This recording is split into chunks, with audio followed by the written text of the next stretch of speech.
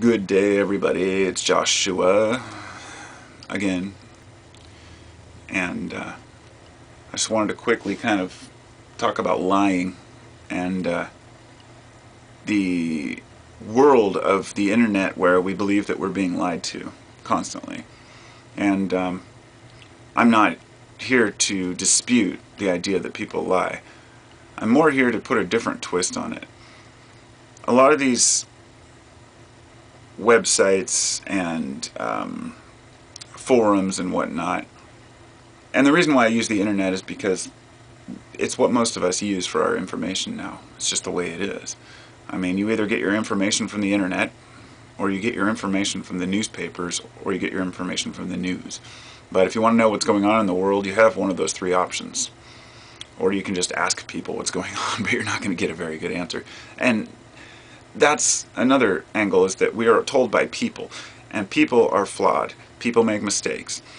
And so I kind of wanted to put a different twist on this by saying a lot of this, we aren't necessarily being lied to. It's that the people who are telling us certain things believe so strongly in those things that they're willing to elaborate or perhaps expand on something that is very basic and add components to it that don't belong. In other words, to take an idea that has absolutely no empirical evidence or proof and try to fit it into the world that we live in order to say, see, this happens because of this. And this has been going on since the beginning of man's culture, since the beginning of man's establishment as a society. And societies were created to protect us from the outside world. We come together because we need each other as a group. And that's just part of, our nature as humans. And when you're together in a group, you have to either fit in or lie your way in. So it's really hard to be an individual these days. It's really hard to be an independent thinker or to have different ideas beyond the masses. And I really don't like to say it that way because I feel like that's kind of demeaning to the masses. Because when I say the word the masses, I'm saying, well, most people don't think right, or most people this. And I think that I don't feel that way about society. I don't feel like most people are asleep, or most people need to wake up. Most people need to become more aware.